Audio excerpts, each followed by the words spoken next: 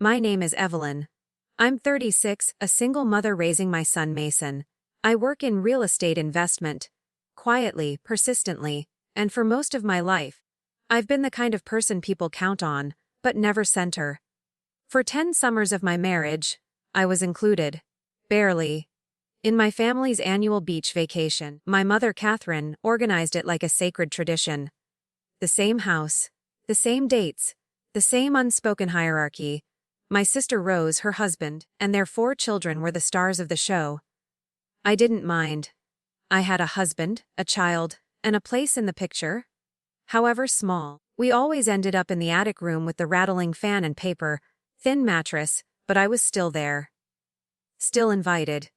Until the year I got divorced. That summer, there was no phone call, no group chat. No, what dates work for you? When I reached out, my mother's response was polite, and finally, it's a full house this year, sweetheart. Not sure there's space. From that point forward, the message was clear: without a husband, I no longer counted as a full family. A single mom with a quiet, curious child didn't fit into her carefully curated image of togetherness. And so, each year, while they packed coolers and sunscreen, I packed silence. But silence has its limits. That was the summer I stopped waiting to be invited and started building something of my own. Before the divorce, I didn't question much. Each summer, we drove 3 hours to the same white, shingled house on Sandcliffe Bay. 5 bedrooms, 2 porches, and 1 sun-bleached deck. It wasn't luxurious, but it was familiar. Predictable in the way that only childhood traditions can be. Catherine, my mother, coordinated everything down to the last towel. Room assignments, grocery lists, and themed dinners. My sister Rose always arrived first, unpacking with flair. Her husband Greg made jokes that the whole family laughed at. Some even when they weren't funny. Their kids took over the living room like it was theirs by birthright. And me, I arrived quietly. Helped unload the cars. Started chopping fruit in the kitchen, while everyone else talked on the deck. We were assigned the attic room. Me, my husband Dan, and our toddler Mason. No one asked if we were okay with it. It was understood. Rose's family needed more space. Her twins were light sleepers. And Greg had back issues. Meanwhile, our room was stuffy, with low ceilings and a fan that clicked every 10 seconds like a metronome for the unseen. Dan once offered, gently, "Do you want me to say something?" But I shook my head. Because back then, I still believed that being quiet bought you peace. That if I stayed helpful and agreeable, they'd see me. Maybe not loudly, but steadily. And for a while that illusion worked. I had a husband. I had a child. I had, at least on paper, a proper family. That earned me a seat at the long outdoor dinner table, even if it was always on the far end. Next to the trash can and furthest from the laughter. There were moments, though, when the imbalance peeked through. Like when Rose once joked, loud enough for everyone to hear, "Evie's the family mule, always carrying everyone else's luggage." Everyone laughed, including Dan. I smiled too. What else could I do? I carried the food trays, wiped up spills, and played with the cousins so Rose could nap. When her youngest had a meltdown over the wrong flavor juice box, guess who ran to the store? Not because I was asked, but because that's what I did. I made things easier. Sometimes I thought Catherine saw it. Just a flicker of recognition when I stayed up late folding beach towels or making extra pancakes. But if she did, she never said so. What she did say was, "Rose has so much on her plate. You've always been more self-sufficient. You don't need as much." That was the word she always used, need. As if needing less was some kind of medal I was supposed to wear proudly, as if invisibility were a virtue. But then the divorce happened. And suddenly, it wasn't just that I needed less. It was that I no longer belonged. Dan and I split quietly. No dramatic exit. Just months of slow, careful unraveling. He got a new job in another state. I stayed for Mason's school. We agreed on joint custody, though in practice, it was mostly me. Dan was never cruel. Just gone. When I finally told my mother, she paused. Not in shock, but in calculation. Then she said, I suppose it's better than dragging it out. But Evelyn, you'll have to stay strong now. Mason needs stability. She didn't ask how I was feeling. She asked how I'd manage. That's how Catherine showed concern, through logistics, not empathy. I told her we were fine. That I had things under control. What I didn't say was how I stayed up at night calculating expenses, researching side gigs, and staring at Mason's sleeping face, wondering if I was enough. That summer, there was no invitation. I waited. I checked the group chat. Photos appeared, Rose's kids posing with sand castles, Catherine in a wide sun hat, and Greg on the grill. We weren't mentioned. Still, I tried to believe it was an oversight. So I asked, carefully, via text, Hey, Mom, any plans for the beach house this year? 2 days later, she responded, Yes, same place. Booked early this time. Rose's in-laws are joining, so it's going to be a tight fit. Not sure there'll be room this year, but maybe next. No anger. Just erasure. I didn't tell Mason. Instead, I bought 2 tickets to a kid-friendly water park 3 towns over. I made sandwiches. We floated in the lazy river, just the 2 of us. And when Mason asked, Are we not going to the beach house with Grandma and everyone? I paused. Then said, Not this year. It's a little crowded. He nodded. He always nods when he doesn't understand but wants to be brave. That night, I tucked him in, kissed his forehead, and sat awake wondering when I'd stopped being someone who belonged. Or maybe I never really did. I tried to convince myself it didn't matter. That summer, I kept us busy. I signed Mason up for day camp 3 times a week. On weekends, we explored local parks and checked out new cafes with chalkboard menus and mismatched furniture. I bought discounted tickets to a small petting zoo, where goats chewed his shoelace and he laughed so hard he fell over. But the silence still hung there, between my ribs, in my inbox, in the way no one asked where we were. My mother posted photos like always. Rose and the kids lined up on the beach in matching swimsuits. Greg is flipping burgers on the patio grill. Catherine in her favorite blue sun hat, holding someone else's baby. Mason didn't have a matching swimsuit. He had a Batman floaty from 2 summers ago and goggles that pinched his eyes. Still, he beamed when I pulled out popsicles from a cooler and said we were going to build our own summer. He didn't ask about the beach house again. Not for a while. But then came August. We attended a family barbecue at my Aunt Margaret's house. A big, cheerful gathering, unrelated to the beach trip, but, of course, stories surfaced. I was helping Mason with his hot dog when Rose's daughter, Chloe, age 9 and just old enough to wield cruelty without understanding it, leaned over and said, We didn't see you this year. Mommy said you and Mason don't come anymore because it's complicated. I blinked. Complicated? My mother was standing a few feet away, chatting with Rose and their cousin about seashell art. She didn't look over. I crouched beside Mason and whispered, Go play with the bubbles, honey. I'll be right here. When he ran off, I turned to Chloe. Sweetheart, it's okay to ask questions. But grown up things don't always have easy answers. She shrugged. Mom said it's because you don't have a husband. There it was. I didn't reply. I just nodded, stood, and excused myself to the side yard, where I sipped ginger ale and stared at a hedge for 20 minutes. That night, after Mason had fallen asleep in the back seat, my mother pulled me aside. We stood in the driveway under the porch light. She wasn't angry, just awkward. You didn't need to rush off, she said. We weren't included in the beach plans, I replied. I didn't want to be a shadow in someone else's highlight reel. Oh, Evelyn. Don't be dramatic. That word. Dramatic. Used like a knife disguised as a hug. You said there wasn't room. Well, there wasn't. Her voice tightened. Rose's in-laws joined. They covered a big part of the cost. I would have paid for our part. It's not just about the money. The dynamic shifts. It's hard for the kids, for everyone. Because I don't have a husband. She didn't answer. Just looked down at her purse. That was answer enough. In the weeks that followed, I found myself questioning everything. Not just the beach house, but the years leading up to it. The slow sidelining. The way I'd always been useful but rarely celebrated. How often I was asked to accommodate others, but never the other way around.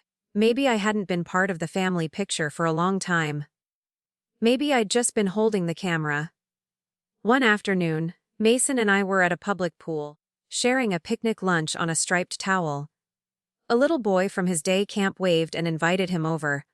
I watched as Mason lit up, ran off laughing, water balloon in hand. A woman settled on the next towel over, sunscreen in hand, toddler in lap. She smiled at me. Yours? She nodded toward Mason. Yeah, 9. Loves dinosaurs and chicken nuggets. She laughed. Single mom? Yeah, me too. First summer post-divorce, I thought I'd be lonely. Turns out, I kind of like building things from scratch. I looked at her, and for the first time, felt the edges of something different. Something not framed by comparison or shame. That night, I stayed up late. Mason is asleep. Dishes done. I opened my laptop and created a folder, New Traditions. Inside it, I saved photos from our water park day. The zoo. Mason holding a cup of lemonade bigger than his head. I wrote down ideas camping in the backyard. A road trip to the state capital. Making s'mores in the oven when there's no fire pit. And then I wrote something I hadn't dared say out loud. One day, I want to buy a place near the ocean, our own. Not to compete. Not to be included. But to belong, on our terms. That was the first seed. And while I didn't know it then, that seed was already growing. By the following summer, I had stopped expecting an invitation. There was no official family group chat. Just casual calls, forwarded emails, and silent assumptions. That year, I didn't even bother texting first. I waited to see if anyone would reach out. They didn't. Rose posted a countdown on Instagram, Sandcliffe 22X here we come, matching t-shirts, custom tote bags, a boomerang of her kids jumping into a pool I recognized instantly. The same one Mason used to splash around in, wearing a float vest and grinning like the water belonged to him. Now, we were ghosts in that picture. Mason was 10, and he was starting to notice more. He'd stopped asking about the beach house directly, but when he overheard things, names of his cousins, the phrase, vacation plans, or grandma mentioning sunscreen over the phone, I saw the way he went quiet. The way he counted himself out, automatically. One afternoon in June, we were in the car after picking up groceries. He was silent for a long time. Then, softly. Did Grandma say anything about the beach house this year? I glanced at him. He stared out the window, not looking at me. She's going with Aunt Rose again. Their usual crew? Oh, he said. So, there's still no space for us. I gripped the steering wheel tighter. I don't think it's about space. Honey. He turned to me. Then what is it about? I didn't know how to explain that families sometimes love with conditions they never name, that people often disguise exclusion as logistics. That I had accepted crumbs for so long, I thought they were cake. So instead, I answered with the gentlest truth I could offer. Some people like things to stay exactly the same. They think if anything looks different, it'll ruin the picture. But we don't have to fit into their picture. We can make our own. He didn't reply. But he reached over and took my hand. That summer, we made good on the folder I'd started. New Traditions. We drove to a cabin near a lake 2 hours away. Tiny, rustic, but with clean sheets and a campfire pit. I taught Mason how to make grilled cheese over the fire. He taught me how to do a cannonball without holding my nose. We built a driftwood fort. Named a patch of moss, the secret kingdom. Watched stars through a blanket of bug spray and laughter. It was messy and unscheduled and hours. And still, when we got back, there was a message waiting on my phone. Family dinner at Mom's this Saturday. Bring dessert, no greeting, no context. Just an obligation typed in 4 words. We went. Because sometimes you show up not for them, but for the kid who still thinks family might surprise you. The moment we walked in, I felt it. The familiar hierarchy. Rose stood near the island counter, showing my mother a collection of printed photos from their trip. The kids circled like planets around her. Sticky, fingered and sunburned, glowing with the kind of joy that comes when the world tells you you matter. My mother waved at us, then promptly turned back to a casserole she was checking. No one asked where we had gone. No one asked what Mason had done that summer. It was as if our version of joy didn't count, unless it happened under the same beach umbrella. Mason sat at the kids' table, next to his cousin Jacob. I watched him smile politely, nodding as Jacob described a dolphin, watching tour in great detail. "Grandma got us boogie boards," Jacob said. "Mine was green with lightning bolts. We went out so far, a lifeguard told us to come back in?" "That sounds cool," Mason said softly. I had to look away. Later, in the kitchen, Rose turned to me, her voice syrupy and sly. "You know? Mom said she really wanted to include you this year, but with the seating and Greg's parents joining again, it just got complicated." I smiled, tight and calm. "You don't have to make excuses, Rose. I know exactly what kind of picture Mom wants. I'm not in it anymore. It's fine. You don't have to be so cold. And you don't have to be so performative." We stood there in silence for a beat too long. Then she flicked her hair over her shoulder and walked away. That night, after putting Mason to bed, I sat at my kitchen table and opened my laptop. Not to scroll, not to distract myself, but to research. Cabin rentals had lit something in me. But I wanted more than just weekends. I started looking into coastal properties. Not beachfront mansions, but forgotten inns, older motels, and fixer-upper retreats near water. One in particular caught my eye. Driftwood Bay Inn. 2 hours from where my family vacationed every summer. Abandoned, run down, but with a private shoreline and enough rooms to start over. The asking price made my heart pound. But so did the idea that I could build something where no one could say, "There's not enough room." I bookmarked the listing. For weeks, I returned to it at night, studied property tax estimates, read contractor reviews, downloaded zoning maps. I didn't tell anyone, not even Mason. Not yet. Because I needed this dream to be mine first. It wasn't revenge I was after. It wasn't even validation. It was the right to create a place where no one had to audition to feel welcome. That summer ended quietly. Mason began school again. I returned to work, but something inside me had shifted. The seed I planted the summer before. It had roots now. And in the quiet spaces between rejection and resignation, something stronger had begun to grow. I didn't make the decision overnight. It came in pieces, like peeling old wallpaper and realizing the wall beneath isn't broken, just waiting to breathe again. Every evening after work, after homework, after dinner, I found myself reopening the same tab, Driftwood Bay Inn, 12 rooms, faded exterior, one cracked swimming pool and a deck full of splinters. And yet, something about it called to me. Maybe it was the way it sat just outside the town where my family vacationed every year. Maybe it was the irony. Or maybe it was something deeper, the pull of making my own space in a world that had always asked me to shrink. I told myself it was just research, just curiosity, until one night, Mason caught me staring at the screen, chin in hand. "Is that a beach hotel?" he asked, climbing onto the couch beside me. "Sort of," I said.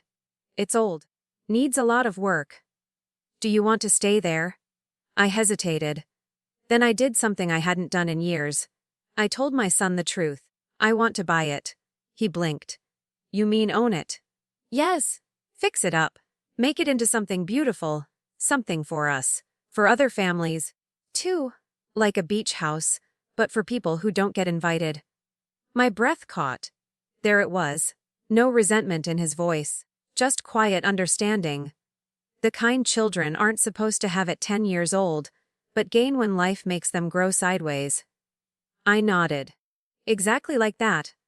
He grinned. "Can I help design my room?" "You'll help design the best room," I said. "It'll be called the family suite, and it'll be for people who've been told there's no space." From that night on, the idea was no longer theoretical. It was ours. On weekends, Mason sketched bunk beds with ocean-shaped railings. He made a list of things we never got at the other beach house, including an ice cream machine and a staff who smiles at moms. I created a spreadsheet of renovation estimates, reached out to small business advisors, and read loan qualifications until my eyes burned. I wasn't naive. I knew it would take money I didn't have yet, but I had equity in a duplex I owned and savings I'd squirreled away for a someday that never had a shape until now. I took meetings. Quiet ones. Coffee shops. Phone calls during lunch breaks. A few real estate contacts I'd built trust with over the years offered advice, some encouragement, some warnings. One woman I respected, a sharp-witted investor named Diane, said, "Evelyn, if you want people to take this seriously, you need to lead like someone who already owns it." That line stayed with me. So I changed my posture, my tone. I stopped prefacing everything with, "I know it's probably silly, but..." I started saying, "Here's the plan." It changed things. People listened. In October, I visited Driftwood Bay Inn in person. Alone. The siding was cracked, the windows fogged over, and the front desk looked like it hadn't seen a guest in years. But when I walked through the property, I didn't see the decay. I saw a courtyard with paper lanterns and wildflowers. I saw a welcome basket in every room, a fire pit for marshmallows, and a lobby shelf labeled, "Borrow a book. Leave a note." And most of all, I saw Mason. Smiling, confident, showing guests where the tide pools were, not shrinking behind someone else's vacation. By the time I left, I knew. This wasn't a fantasy, it was a blueprint. I didn't tell my family. Not yet. Not because I was afraid of criticism. I'd grown calluses for that. But because I didn't need their buy-in. Not anymore. This time, I would build something without waiting for permission. Still, news traveled. My cousin Danielle, who lived 3 states away, heard from a mutual friend that I was doing something crazy with an old motel. She called and asked if I needed design help. Said she'd love to bring her teenage daughter down next summer for a few days. I smiled. It was the first time in years someone made summer plans that included us without needing to be begged. Then came a message from Aunt Margaret. I always wondered what happened to that place. "Your dad used to point it out on our drives," he said. "Someone with heart would fix it up someday." I read it twice. 3 times.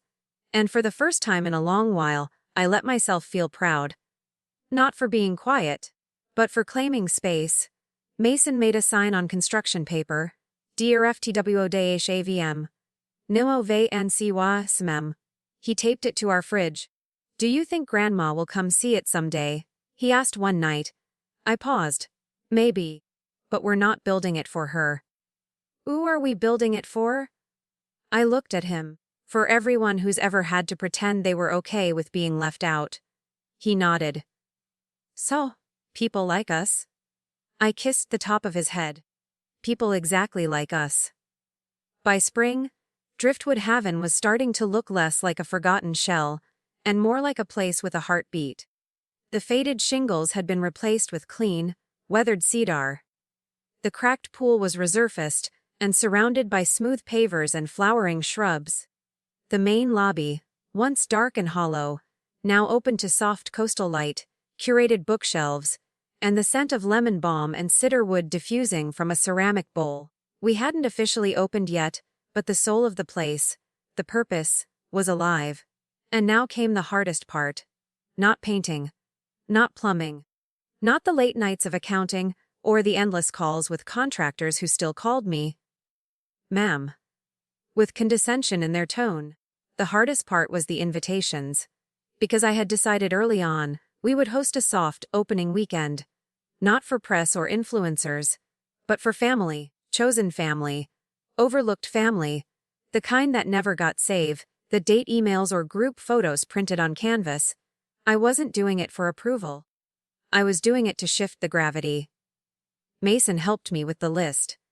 We sat at the kitchen table with a stack of note cards and a big, hand Drawn map of our family tree. The branches we'd never been allowed to climb. The cousins who lived far away. The aunts who never had time, because no one made space for them. Can we invite Aunt Margaret? Mason asked. She gave me that art set last year. Absolutely, I said. And her husband too. What about Aunt Claire? The one with the bird rescue. Yes. I bet she'd love the nature trail behind the inn. One by one, we filled the list. People who had been kind in passing, warm in silence. People who'd once pulled me aside at a wedding or funeral to say, "You're doing great, I see you." We included names that hadn't made it onto beach house guest lists in over a decade. And we left off 2 names deliberately. I didn't send an invitation to my mother, and I didn't send one to Rose. Not out of spite, but out of clarity. They had built a tradition that never included me, unless I came packaged correctly with a husband, with silence, with gratitude for crumbs. And I was done bending to earn a seat at their table. This time, I was setting the table. The invitations were handwritten on thick cardstock, each with a watercolor print of the inn's front porch at sunset. Mason had picked out the image himself. Inside, I wrote, "You are invited to a soft opening weekend at Driftwood Haven. A place for quiet joy, simple beauty, and shared belonging. We're covering accommodations and meals. Just bring your stories. We'd be honored to have you." I mailed out 22 envelopes. Some first class, some with international stamps. Some dropped off in person, with trembling hands. The responses trickled in. "Evelyn. This means more than you know. I always wanted to be part of something like this. Your dad would have been so proud. I'm booking time off work. We wouldn't miss it." No one asked why Catherine and Rose weren't invited. Not directly. But my cousin Nicole called one evening. Her voice held a cautious kind of warmth. "Just got the invite," she said. "It's beautiful. I didn't know you were doing something like this. Neither did I, until recently. Will Catherine be there?" "No." Esh. A pause. "That's probably for the best." She didn't say more. She didn't need to. It didn't take long for the silence to break. A week later, Rose called me. I almost didn't answer. But part of me wanted to hear the tone she'd use. "Hey Evie," she began, falsely sweet. "So Emily got this fancy little invitation in the mail today. From you. For some hotel. A family thing." "It's a soft opening for Driftwood Haven," I said evenly. "We're hosting a quiet weekend for extended family. Right? But you didn't invite Mom. Or me. What's that about?" I took a breath. "It's about intention. This weekend is for people who have made space for us over the years. Emotionally, physically, and practically. It's not about punishment. It's about peace." She laughed, cold and brittle. "Oh, come on. You're acting like we've exiled you. We've always included you." "Have you?" I asked. Because I remember years of being told there wasn't enough room, even when there were entire spare rooms. "You're twisting things." "I'm clarifying them?"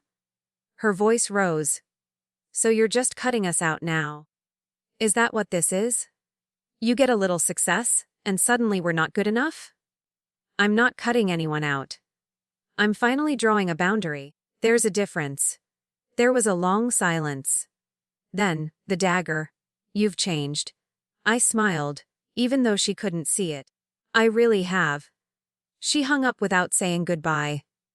That night, I sat with Mason on the edge of the freshly sealed deck. The boards were warm under us from the day's sun. "Did Aunt Rose sound mad?" he asked gently. "A little." "Are we going to get in trouble?" My heart ached. "No, baby. We're just doing something different.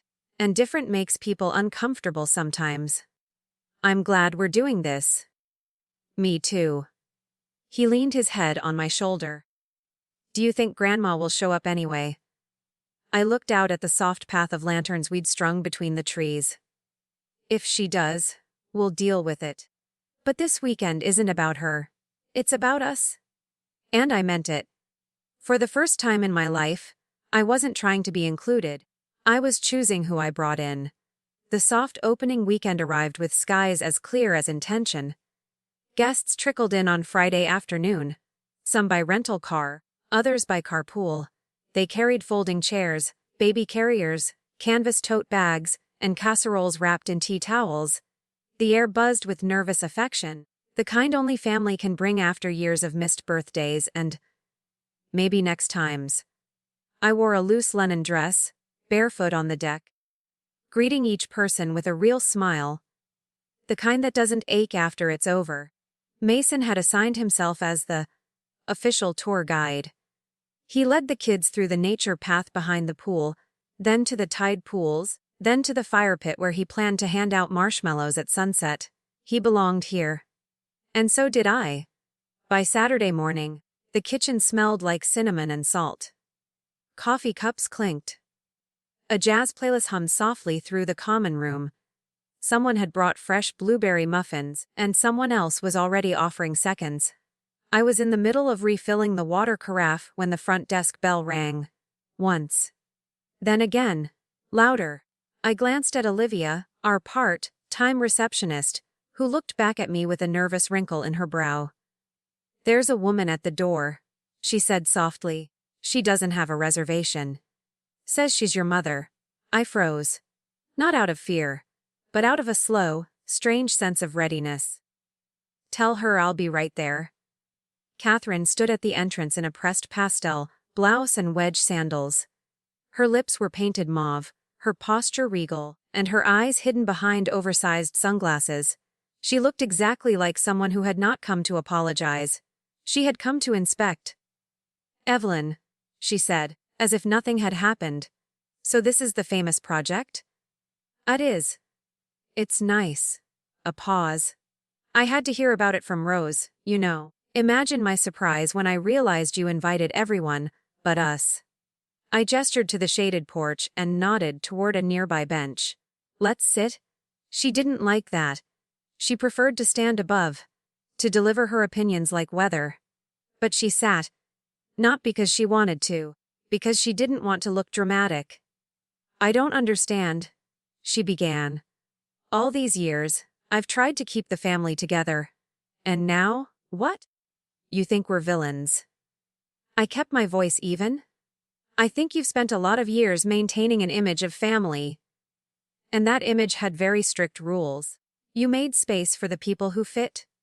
The rest of us were squeezed out. That's not fair. Isn't it? You were invited before, every year. Until I got divorced." She flinched. "Well, things got complicated?" "No, they didn't. They got inconvenient. You didn't know where to seat a woman without a husband. And so instead of adjusting the chairs, you stopped setting a place." Her voice sharpened. "I couldn't accommodate everyone, Evelyn. There were always more people, more needs, more logistics. And yet, somehow, there was always room for Rose's husband. For her in-laws. For the people who made you look like the matriarch of a perfect family." She stood. "So this is what this place is. A stage. A monument to your grudge." "No," I said calmly. "It's a sanctuary. For people who know what it's like to be told they're too much or not enough. Who were left out, cut out, or told they didn't belong. It's not a monument to pain. It's proof of healing." She stood very still. "And you didn't even think to offer us a chance to be part of that healing?" "You had years of chances." "I'm not angry anymore, Mom. But I'm done bending. I won't build my new life on the ashes of silence." The air between us shifted. She looked at the nearby tables, at the guests laughing softly under string lights, and at children running through the gravel barefoot. She saw people she hadn't spoken to in years, people who had long felt too far, too extended, to include in her carefully curated orbit, and I think she knew. Not that she was being punished, but that her power was gone. Catherine sighed, then reached for her purse strap and stood. "Well, I suppose you'll do what you want." "I am?" She hesitated one more second. Then, "It's beautiful, Evelyn. I didn't expect it to be this." "Neither did I. But here we are." She looked at me. Really looked. then gave a tight, unreadable nod, and walked away. I didn't cry. I didn't collapse in the back room or shake with adrenaline. Because there was no explosion, just release. It was over. Not the relationship. That had frayed long before. But the hope. The subtle, bruising hope. That one day she'd choose me the way I used to choose her, over and over, no matter the cost. I stepped back onto the main patio. Mason was at the lemonade table, pouring carefully into plastic cups. Did she leave? He asked without looking up. She did. He handed me a cup. Good. She didn't even ask about me last time. She just asked why you were upset. I smiled softly. I'm not upset now. I'm just done trying. We raised our cups and clinked them together. That night, we lit a bonfire on the beach. Guests pulled blankets tight, kids roasted marshmallows until their fingers were sticky and their cheeks glowed. Uncle Robert, who hadn't attended a family trip in 15 years, raised a toast to second chances and brave daughters. I didn't need to speak. The fire said it for me. Mason leaned into my side and whispered, "Can we do this every year?" "Yes, baby. This is our new tradition now." He looked up at the stars. "Then we'll never be left out again." "Not if I can help it," I said. And the truth was, I could. Because this place wasn't just wood and glass and keys in a lock. It was ours. Built not from bitterness but from boundaries. Not to exclude, but to uplift. Not to punish the past, but to protect the future. Summer arrived like an old friend we finally recognized. The first full season at Driftwood Haven brought more guests than we expected.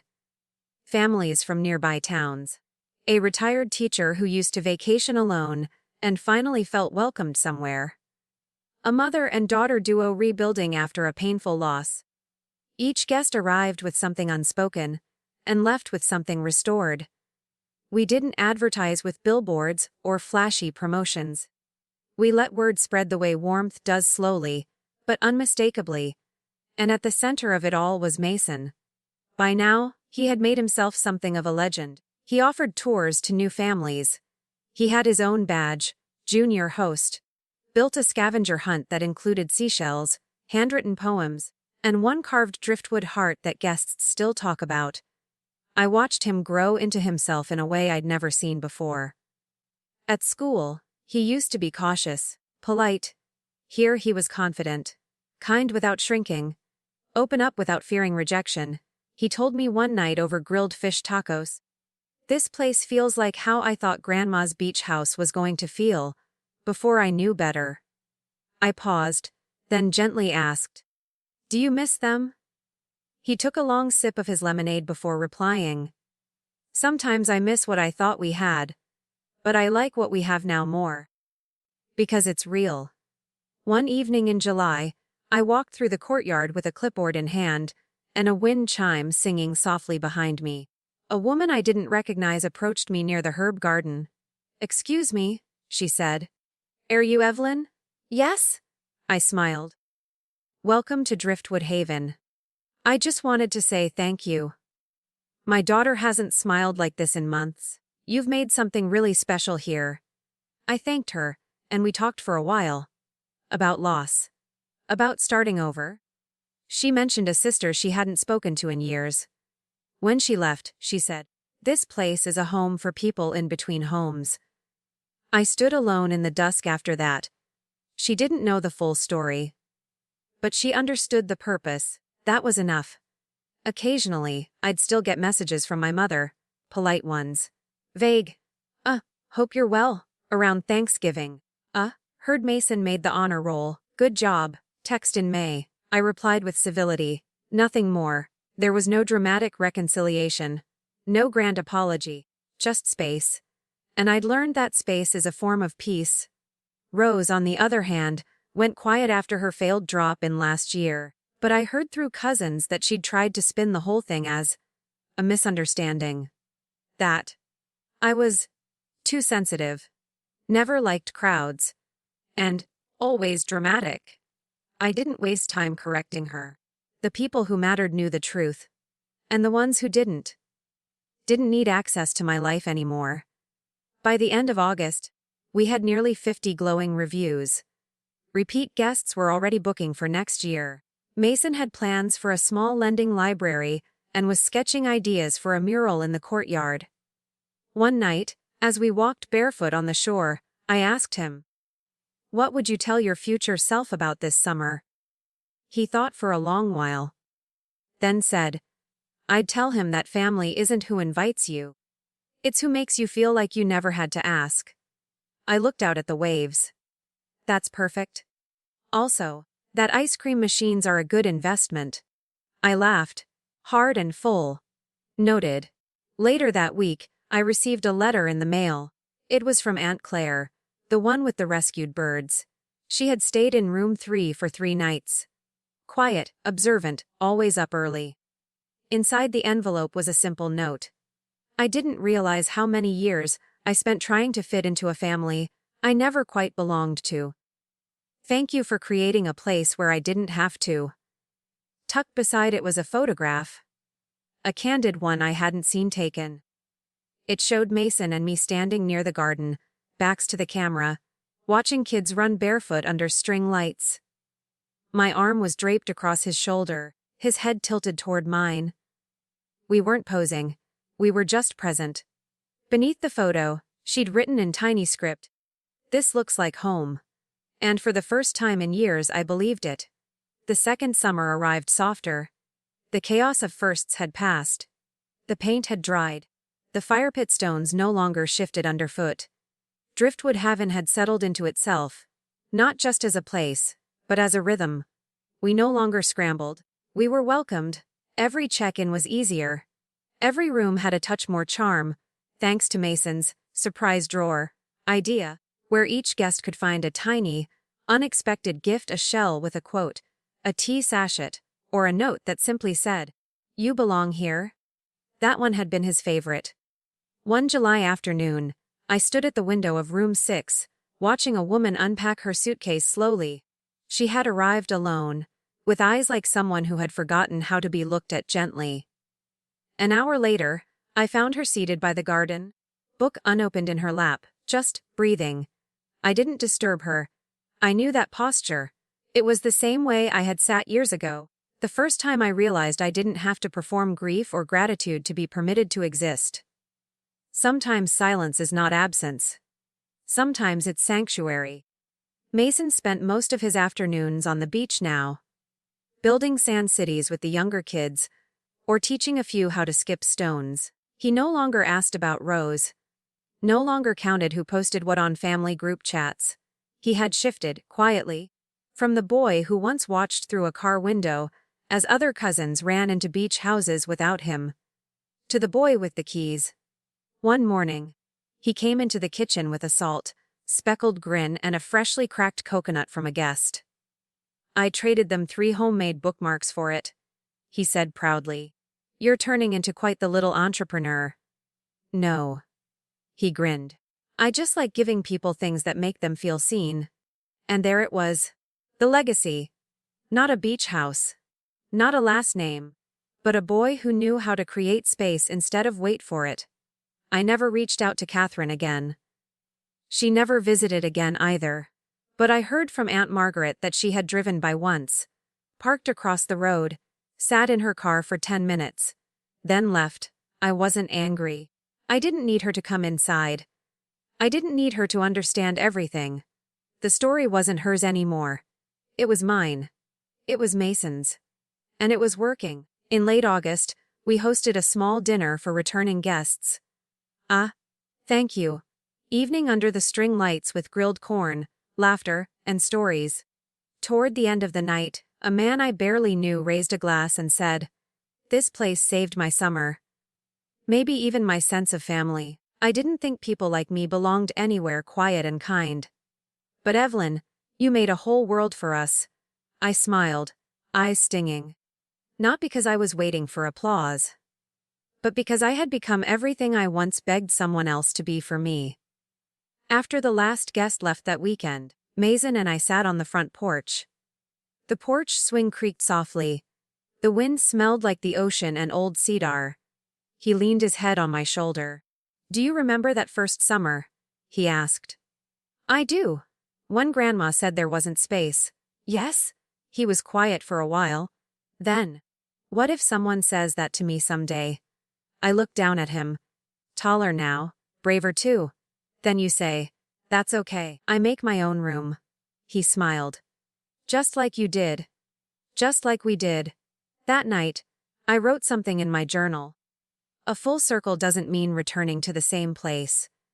It means arriving somewhere new, whole, without needing to prove how far you've come. It means choosing your own seat at the table. It means raising your son to believe that love isn't earned through perfection or performance, but offered freely and received without fear. I signed the bottom of the page. Evelyn, owner, host, mother. Enough. I never raised my voice. I didn't write letters filled with blame. I didn't show up demanding a seat at the table that had long forgotten me. I just stopped waiting. Stopped waiting to be chosen. Stopped shrinking to fit inside a picture that was never meant to include me. Instead, I built my own frame, plank by plank, moment by moment, until the silence wasn't emptiness anymore.